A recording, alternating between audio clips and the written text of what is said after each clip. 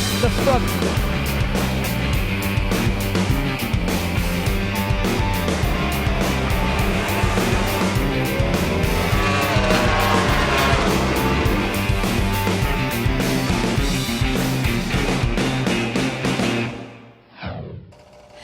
The Sachsenring marks the end of the first half of the season, and it's been an absolutely incredible championship so far. Ferocious, unpredictable, and just incredibly exciting. Now, most of the riders will be looking forward to a few weeks of respite during the summer break. None more so than Bradl, who won't be contesting his home Grand Prix this weekend after a really disappointing crash in Assen, breaking the right skateboard. What can we say?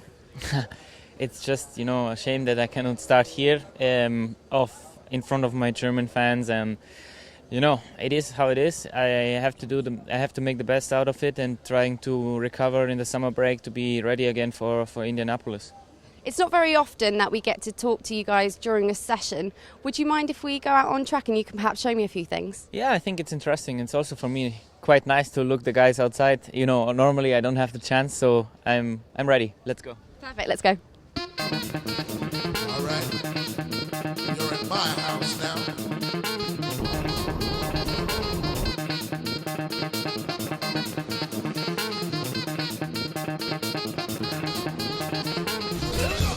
Obviously the session has started, so it's incredibly noisy out here. We're probably going to have a job to hear each other, but we'll try our best. So you've brought me to the infamous waterfall. Talk me through this section of the track. Yeah, it's a quite tricky place in this Sachsenring, especially because turn 11, unfortunately, we have seen a lot of crashes, also yesterday. And, when the condition now is very good because we have quite warm temperatures, and basically this corner is one of only 3 right corners here on this racetrack, and always the right side of the tire. It's quite cold, and you have to prepare turn 11 before you go down the hill. You have to prepare it very, very early.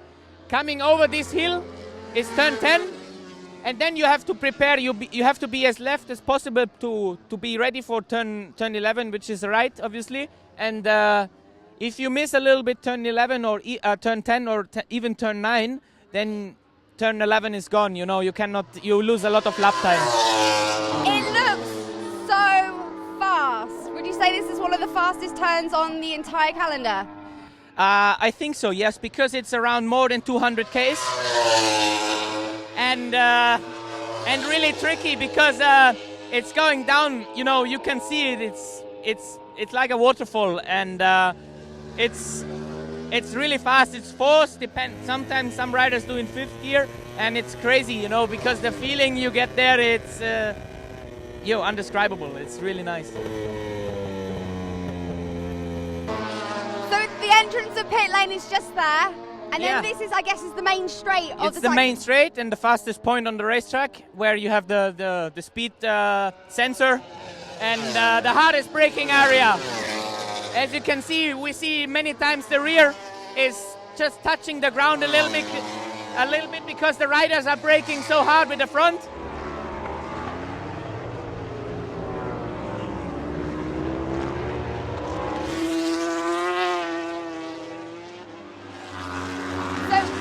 What's the top speed here? It's just we go on to 300 Ks. We're just scratching the 300 and then we brake.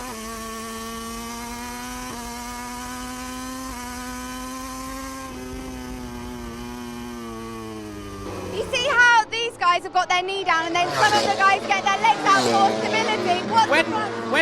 When we put our leg down, it means that we are late on brake and we try everything to stop the bike. Oh God! You missed your braking point. It's panic station. Yeah, more or less every corner is like really? That. Yeah.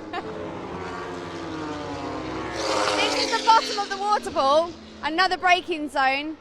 How does it feel coming down when you're coming into this corner? It's a great feeling because you come down from the waterfall and then you have another hard braking area where basically the front fork is bottoming.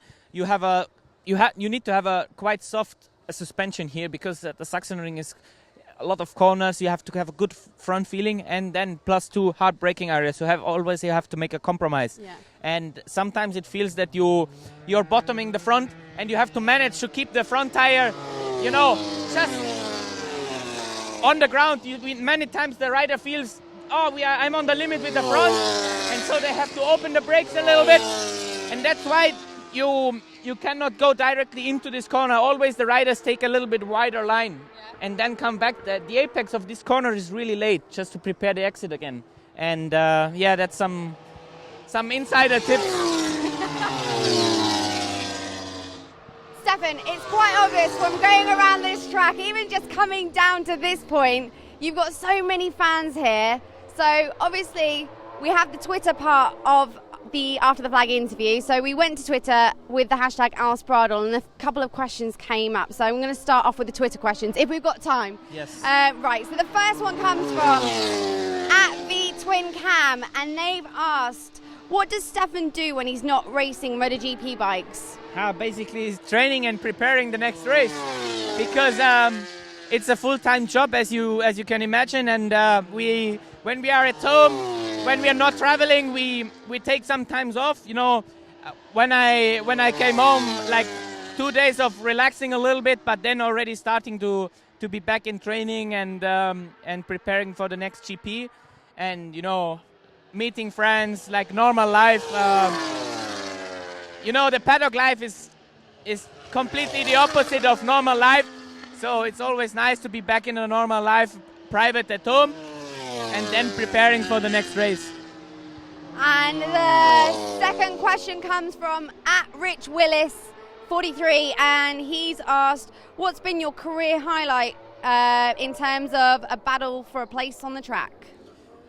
Well, I had a lot of great battles, even with Marquez in Moto2, in 2012, for example, with Valentino, when he was on the Ducati, we had a lot of battles. There's no one particular. I think every battle is special, and when you win the battle at the end of the race, it's always great. When you lose it, it's not that good, but you can enjoy, and when it's fair, it's always a great feeling. Wheel to wheel, and when it's fair, it's a great feeling for both of the riders. Well, heading into the summer break, we thought it only correct to give you a bit of a look back as to the fantastic season that we've had so far. But we didn't just want to give you any old highlights reel. We thought, why not take a look at actually why the races were won, specifically looking at the different tyre choices, and to see whether this is going to tell us anything about the next upcoming 9 races after the summer. Now, starting with Qatar, and it was the battle of the Italians. Now, as you see, both Valentino Rossi and Andrea Dovizioso, they both went with the medium rear tyre, but it was the front. That was the big differential here. Rossi went for the harder option front, Dovizioso with the medium option front. Rossi set his fastest lap early in the race, Dovi on his very last lap. Now, you might wonder, why is that so important? Well, think of this scenario. Had Dovi been leading into that last lap, chances are Rossi wouldn't have caught him and Dovi would have won that race. But this harder option front tyre, which does sacrifice a bit of edge grip but gives more stability under braking, was what ultimately let him make this very, very important pass. And so we moved on to Austin, and once again it was the same tyre differential between Rossi and Dovi, but throw in Marc Marquez. Now, Marc Marquez, as you can see, he went for the exact same tyres as did Rossi. That was the harder option front. So that was the difference between Rossi, Marquez, harder option front, and Dovizioso on the medium. Now, we did try to think of some technical reason. We were trying to work out why Marquez is just so dominant at this track, but to be honest, we just couldn't work it out. And if you can, or have any doubts as to why, just watch his qualifying lap. But of course, we then get on to Rossi versus Dovi. It was the other way around this time, and that was because Dovi, with his medium front tyre, he was much friendlier on it over race distance. Rossi just absolutely abused his harder front, couldn't make it work towards the end, and that's why Dovi came out on top in that particular battle. Well, then moving on to Argentina, and arguably we had the biggest battle of tyres that we've had this season so far. Well, as you can see here from our graphic, Rossi and Lorenzo with this new extra hard rear tyre, the one marked yellow. Marquez and Crutchlow switching to the hard tyre on the grid. So they went from the extra hard back down one softer to the hard tyre, and Andrea Dovizioso with no other choice than the hard. And of course, how did that work out over race distance? Well, Marquez, he knew his tyre was softer. He tried to pull out a lead at the start. Rossi knew he was going to be faster towards the end of the race, and that is exactly what they happened as the two met with just over 2 laps to go, with a slightly unfortunate crash. But Marquez's pace was still extremely high, so it did put an end to what could have been a very juicy last lap. But there were, of course, other people writing off this hard tyre, saying that it just wasn't working. But all you had to do was look at Cal Crutchlow. He set his personal best on his last lap and still managed to pull off this move.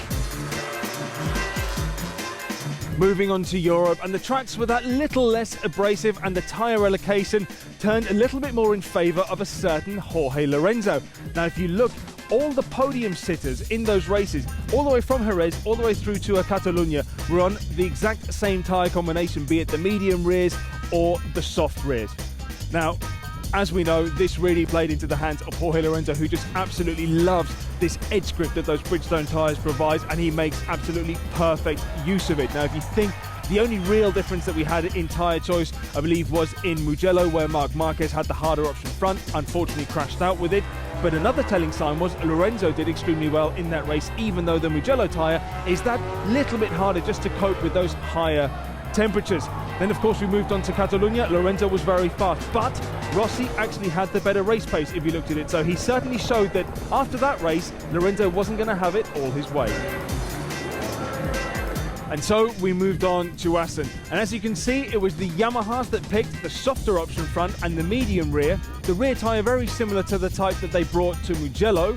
And the real difference was Marc Marquez. You see, he opted for the harder option front. Well, it was the medium front, but the harder of the two options. Well, out of the Yamahas, it was Valentino Rossi that coped best, but Marc Marquez with that slightly harder option front tyre, his favoured 2014 frame back again. He was so strong under the brakes. Rossi's softer front tyre, that made him faster around those very, very fast turns. Well, in most corners, actually, which is ultimately why the final duel came down to this.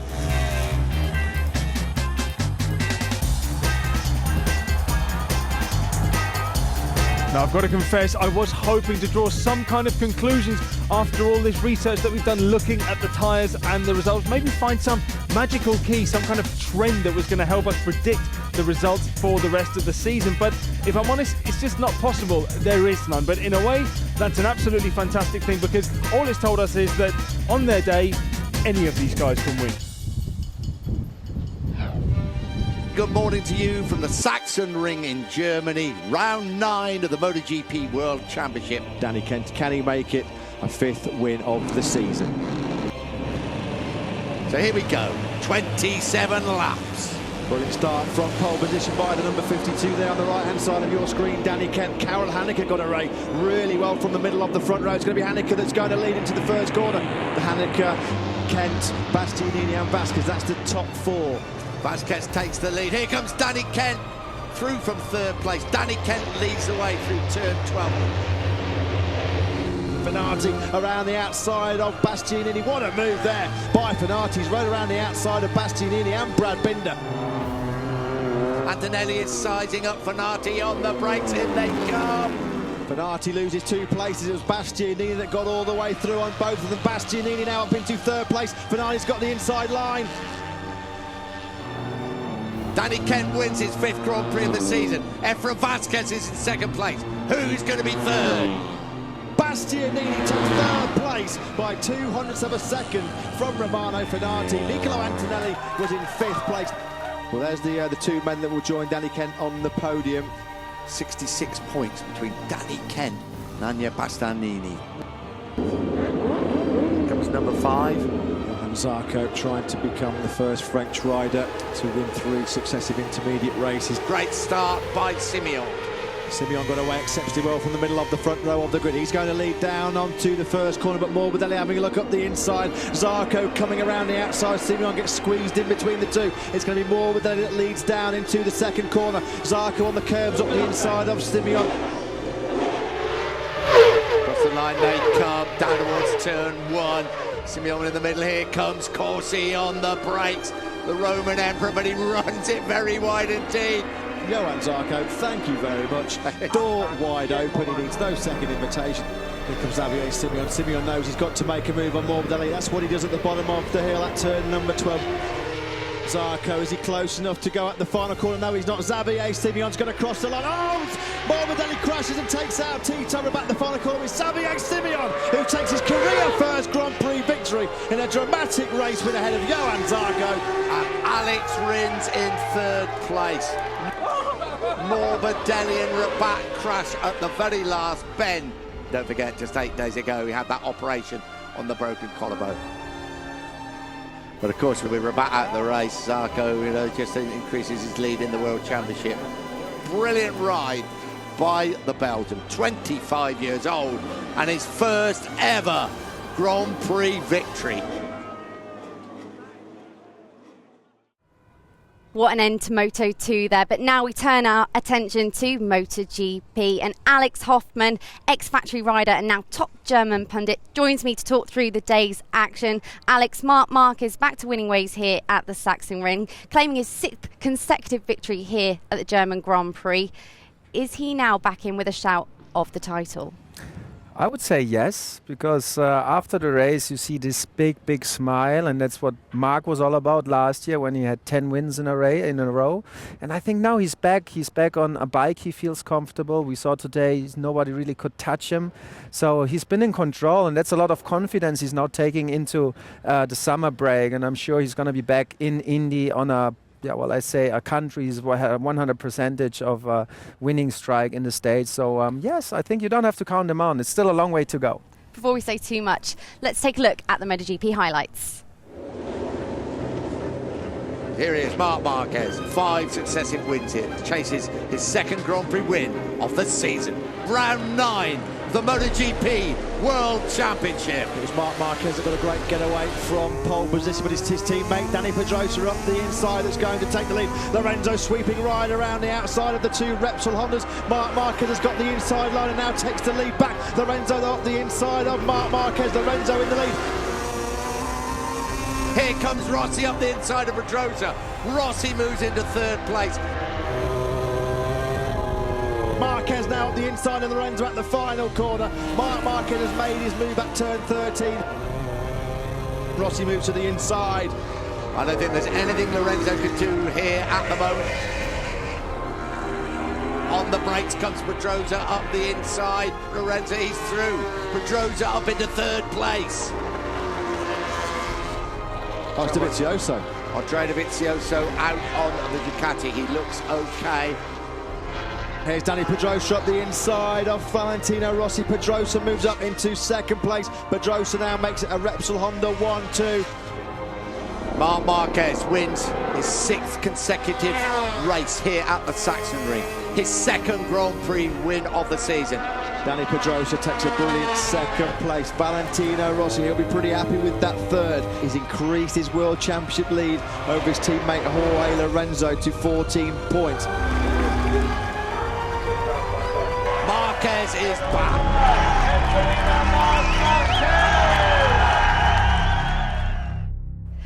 So Alex, let's talk about the start of the race. Honda lining up on the grid, they were the only riders to go with that harder option front tyre, taking a bit of a gamble there. And Jorge Lorenzo with that absolutely masterful start.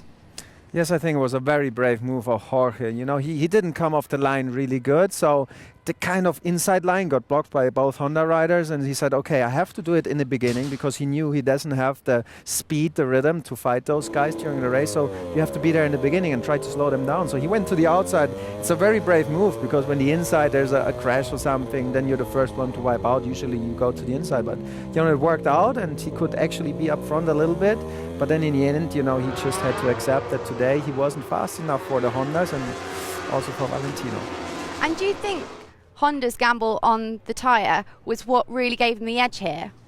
Well, we have to face the fact as Honda, and especially Marc Marquez, it seems like they're working the tires a little bit in a different way. So whenever we get the tire selection and we see that Marquez always has the tension to go more to the harder front because he's very hard on the brakes. He loves to have that total feeling, that hard carcass on the front, the feeling that gives him the chance to make moves like Assen. That Assen move probably on a softer compound and the construction's not going to work out and both going to go down. So it's, I think, a little bit connected to the way the bike works and the way Marquez is riding. It was really great to see Dani Pedrosa back at the top end right until the end of the race. But obviously we saw that moment there where the battle with Valentino. Did you think that there would be a point later where Valentino might come back at him? I was hoping for it like everybody else. I think all the fans said, oh, Rossi's going to try it and he's going to do it. But he's at a point where he had to really judge a little bit how much risk do I want to take for an extra 4 points of gaining over Lorenzo. And I think he tried. There were very nice overtakings, very nice moves from him on Pedrosa. But then he just had to accept, okay, Pedrosa got 2 tenths more in the end. And if I now try to overtake him, I probably lose 16 points. And he's smart enough. He's won 9 World Championship titles. So, he knew that today it's better to go home with 16 points than try to get 20 and have a crash. And in terms of the battle within the Yamaha camp, we saw a little bit of a hint of it in terms of racing action out on track today between Valentino and Jorge. Ultimately, Valentino came better off here at the Sachsenring. But when Valentino crossed the finish line, he almost celebrated as if he'd won. What was that about? Well, I think that's an emotional change of the whole season we're seeing because Jorge had a run of 4 victories in a row. And by the time it came to us and everybody thought, okay, Jorge's going to do another one. And he's going to, there's no chance for Valentino to actually respond on it. But Valentino turned it around and Jorge went a little bit down on confidence. And this one is before the summer break, and the summer break is the time where you can reflect, you can slow down and think about what happened till mid-season, and that's why Valentino knew. He's so experienced. He knew, I have to take this rhythm. I have that 1/10 more than Jorge the whole weekend. I have to be in front of him, and I think that was his main goal, and that's why he celebrated like a baby coming across the line in 3rd place, because he knew the main battle for the championship is between him and Jorge, and psychologically wise, he's done it. And for me, anyway, MotoGP on that level is mental. It's all happening down here. Well, as you just mentioned, now we will head to the summer break and we'll be back in a few weeks' time in Indianapolis. Alex, as you're the guest of honour here this weekend, I'm going to let you choose the moment that we leave them with. Which was the best moment of the race for you? I think when Valentino was trying to give Dani Pedrosa a hard time, and Dani had on the pit board, he had Titanium, it's his nickname, and I think they wanted to show him, look, you have to be as tough as Titanium now to respond on Valentino and make those points, because if Marc Marquez wants to have any chance, there's still 9 races left. If everything works out like this, he's back into his flow. He's still up for the title. So that for me was the main moment. Pedrosa showing Valentino, look, Honda is still there. Thanks, Alex. We'll see you in Indianapolis.